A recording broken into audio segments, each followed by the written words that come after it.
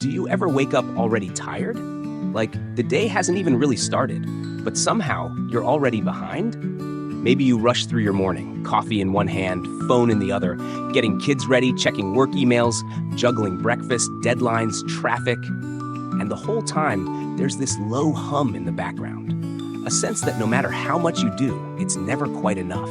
That you're constantly reacting, barely keeping up, just trying to get through one more day. If that feels familiar, you're not alone. A lot of adults, especially between 25 and 50, are quietly living in what I call survival mode. It's not loud, it's not dramatic, it's not a total breakdown. It's just this constant, exhausting hum of doing everything you're supposed to without ever feeling like you're really living. You're working, you're parenting, you're paying the bills, answering the texts, making the appointments, replying to Slack messages at 9 p.m., and somewhere in between, you keep wondering, is this all there is? Survival mode doesn't always look like chaos. Sometimes it looks like a polished LinkedIn profile, a clean kitchen, and a calendar full of meetings. But underneath all of that, there's tension, there's exhaustion, and deep down, there's often this quiet fear. If I stop, everything will fall apart. This video is for you if you've ever had that thought. If you're tired of grinding your way through life, but don't know how to step off the treadmill. I want to walk you through 5 subtle but powerful signs that you might be stuck in survival mode and what it actually takes to break free. Not with hustle culture cliches. Not with vague advice like, just take a bubble bath or try journaling. But with real, practical shifts you can start making, even if you're juggling work deadlines, school drop-offs, and a budget that doesn't have much wiggle room. Because I've been there. I've had the Sunday night dread, the short temper with the people I love most, the calendar so full it made me feel dizzy. And I didn't realize at the time that I wasn't lazy or ungrateful or broken. I was just stuck in survival mode. So let's talk about what that actually looks like. One of the first signs, you've stopped dreaming. You might not have even noticed it happening. It's not like you announced one day, I'm done thinking about the future. But slowly, the version of you that used to imagine new adventures or set goals with excitement, they've gone quiet. Now your goals are mostly about making it through the week, getting to Friday, catching up on laundry, paying off that one credit card. And there's nothing wrong with handling responsibilities. In fact, it's a sign of maturity. But when your entire life is reduced to managing crises, reacting to what's urgent, and trying to keep everything from falling apart, you lose access to the part of yourself that dreams. You stop asking, what do I want? And only focus on what do I need to get done. That's survival mode, and it's exhausting. The second sign? You feel guilty for resting. Not just a little bit. I'm talking about that deep, gnawing guilt that creeps in anytime you try to slow down. You sit on the couch for 10 minutes and immediately start thinking about what you should be doing instead. You check your phone, check your to-do list, check the laundry. You open emails that could absolutely wait until tomorrow. Because resting feels unsafe. Like if you stop, even for a second, you'll lose control. It's a red flag that you've internalized the belief that your worth is tied to your productivity. That if you're not constantly doing something, you're falling behind. But here's the truth. Rest is not the reward for finishing everything.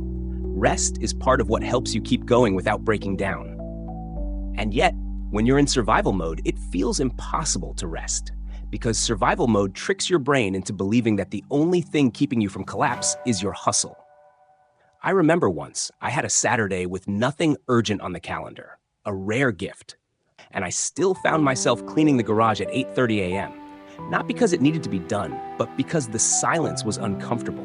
Because I didn't know how to just be without trying to prove I deserved a break. That's what survival mode does. It convinces you that ease is dangerous, that rest means laziness, that unless you're struggling, you're doing something wrong. And that belief, it burns you out. Slowly, quietly, until one day, you realize you've been running on fumes for months, maybe even years. Another sign, and this one might surprise you, is that joy starts to feel unfamiliar. You don't laugh as much anymore, or when you do, it feels fleeting, like a blip in an otherwise tense, hyper-focused day. You might even feel like you've lost touch with the version of you who used to enjoy silly things. Random adventures, spontaneous road trips, watching your favorite movie for the 10th time just because. Joy feels frivolous, like there's no room for it in your adult life. But joy isn't a luxury, it's fuel. And when you're stuck in survival mode, you're constantly depriving yourself of the moments that recharge your soul. You might not even notice it, because the absence of joy is sneaky. It doesn't show up with flashing lights. It fades out quietly until one day you realize you can't remember the last time you felt really, truly light. And here's the thing, it's not your fault. Most of us weren't taught how to notice when we're burning out. We were taught to keep going, to be responsible, to suck it up and power through. Especially if you're a parent or the strong one in your friend group or the person everyone else leans on. But just because you can handle it all doesn't mean you should. At some point, the cost becomes too high. It's not about quitting your job or running off to Bali. Though hey, if that's in the cards, go for it. But for most of us, breaking free from survival mode is about something quieter. It's about reconnecting with your needs, giving yourself permission to rest, remembering how to feel joy again, even in small doses. And that's what I want to keep unpacking with you. Because this isn't just about noticing the signs, it's about choosing something better. Even if your life looks fine from the outside, even if you don't know exactly what better looks like yet. Let's take a breath together. You're not stuck because you're weak. You're stuck because you've been in survival mode for too long. But that's not the end of your story. So let's sit with that breath for a moment. Because if you've recognized even a little bit of yourself in what we've talked about so far, that awareness matters. It's not just some feel-good concept. It's the first crack in the armor of survival mode. And I want you to know, just noticing the weight you're carrying is an act of strength. Most people don't even pause long enough to do that. They just keep running. But let's keep going a little deeper. Another sign you might be stuck in survival mode is this sense that you're constantly on edge. Like your nervous system is dialed up to 80% all the time, not necessarily in panic, but never really relaxed either. It shows up in small ways. You snap at your partner over something tiny. You feel irrationally annoyed at slow drivers or long grocery lines. You lie awake at night replaying a comment your boss made or wondering if you forgot to reply to that one email. And even when nothing's wrong, you can't shake that low-level tension. You tell yourself you just need a good night's sleep or a weekend off or a vacation. But then the weekend comes, or even the vacation, and you're still wired, still waiting for the other shoe to drop. That's not just stress. That's your body stuck in a state of constant alert. And it's exhausting. Because here's what no one tells you. When you're in survival mode long enough, your body forgets how to feel safe. You might not even realize it. You might think, this is just adulthood. Everyone feels this way. But no, this is what happens when we normalize chronic stress, when we accept burnout as a personality trait instead of a warning sign. I once heard someone say, if the only time you feel peace is when you're asleep, that's not peace. That's exhaustion. And it hit me like a ton of bricks. You deserve more than that. You deserve to feel grounded, to feel moments of calm without immediately bracing for chaos. And if you haven't felt that in a long time, it's okay. You can get it back. Let's talk about another subtle sign. You've become emotionally numb.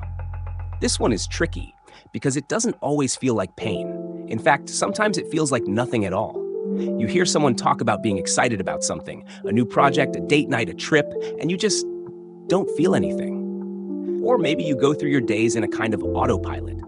You smile, you say the right things, but inside, you feel like you're watching your life instead of living it. I've had clients and friends describe this as feeling like a flat line. No big highs, no big lows, just a quiet, constant gray. That numbness isn't laziness, it's a survival response. When we push through pain for too long, when we ignore our needs over and over, our brain eventually flips a switch to protect us. It dulls the highs and the lows. Because it believes that feeling too much will slow us down, and slowing down feels dangerous. But that numbness also steals our joy. It steals our ability to be present, and over time, it makes life feel empty. You might find yourself chasing distractions to fill the gap, scrolling for hours, binge watching shows you don't even care about, shopping online just to feel a quick spark of dopamine. And again, none of that makes you weak. It makes you human. We all have coping mechanisms. But when those coping mechanisms become a way of avoiding our lives, it's time to pause. Because you were never meant to just survive. You were meant to feel fully alive, even if that aliveness is messy, emotional, imperfect. You might be wondering now, okay, but how do I break out of it? And I'll be honest with you, it's not a one-size-fits-all answer. It's not a checklist you can complete in a weekend. But what I've learned, both personally and by working with others, is that the first step is permission. Permission to want more. Permission to slow down. Permission to not be okay. Permission to say this isn't working, even if everything looks fine on the outside. We don't give ourselves that often enough because we're busy, because we don't want to seem ungrateful, because we've convinced ourselves that needing help is weakness. But it's not. It's honest. And honesty is what pulls you out of survival and back into real life. I had a friend once who told me she realized she was in survival mode when she couldn't remember the last time she made a decision that wasn't based on fear. Not logic, not joy, just fear. Fear of disappointing people, fear of not having enough, fear of failing. And the moment she said that out loud, she broke down crying. Not because she was sad, but because the weight of pretending to be okay had finally cracked. That's what starts to shift things. Not reading another self-help book, not forcing yourself to be positive, but telling the truth to yourself first. You don't have to do everything perfectly. You don't have to fix it all overnight, but you do deserve to feel something again, to breathe a little deeper, to move through your day without that constant pressure sitting on your chest. That's not a luxury. It's not something you earn only after you've checked every box or helped everyone else. It's your birthright. And if you've forgotten what that kind of life feels like, I promise, it's still inside you, just buried beneath the layers of stress and expectations and shoulds. Let's keep going. There's more to uncover. You're still here, and that matters. Sometimes the most courageous thing we do is simply stay in the conversation when everything in us wants to shut down, scroll away, or tell ourselves it's not that bad. But the truth is, acknowledging your own limits is strength. It's not giving up. It's starting to finally listen. Let's come back to where we are, survival mode. That quiet, exhausting way of living that so many adults slip into without even realizing it. Because life is demanding. You're working, parenting, caregiving, cleaning up messes, literal and emotional. And no one really stops to ask, how are you holding up? Not in a deep, sincere way. So if no one has said this to you lately, I see you. I see how hard you're trying, even when it looks like you're just coasting. I see the effort it takes to show up, smile, keep going, pay the bills, answer the texts, put dinner on the table, be okay. And if part of you is tired of holding it all together, I want you to know that it's not a personal failure. It's a signal. Let's talk about one more sign you might be stuck in survival mode, and this one cuts deep. You don't recognize yourself anymore. It doesn't happen all at once. It's subtle. You look in the mirror and think, when did I start looking this tired all the time? You scroll through old photos and feel a pang, not just for what you looked like, but for who you felt like back then. That version of you who had more energy, more curiosity, more laughter in her voice. And it's not about going backward. It's not about becoming who you used to be. It's about mourning the parts of you that had to go silent just to survive. Maybe you used to write, or paint, or go dancing with friends. Maybe you were silly, or spontaneous, or spiritual. And now you feel like you've become someone you manage, not someone you feel connected to. This disconnect, this sense of drifting away from yourself, is one of the most painful aspects of survival mode. Because it doesn't just steal your time, it steals your sense of identity. And that's where we begin to break free, by reconnecting. Not all at once. Not in some grand, sweeping transformation, but little by little, one small moment of presence. One decision made from desire, not obligation. One afternoon where you let yourself nap without guilt. One morning where you walk outside, not to burn calories or check a box, but just to feel the air on your face. This isn't a productivity plan. It's not a morning routine that fixes your life. It's a return. to the quiet, whole, steady version of you that never left, even if you lost sight of them. So what does it look like to begin that return? It starts with awareness, yes, but also with compassion. Because if you approach yourself with the same pressure that got you into survival mode in the first place, you'll stay stuck. You can't hustle your way to healing. You can't shame yourself into peace. What you can do is start asking better questions. Not, what should I be doing right now? But, what would feel kind? What would feel nourishing? What would feel like a yes in my body, not just my brain? That might mean saying no more often, letting some balls drop, disappointing people who have grown used to your overfunctioning. That's hard, but it's also sacred. Because every time you choose to honor your energy instead of ignoring it, every time you make space to rest, to feel, to breathe, you're building a life that holds you instead of draining you. And it will feel unfamiliar at first. You'll want to go back to the old patterns. You'll question yourself. You'll wonder if you're just being dramatic. You're not.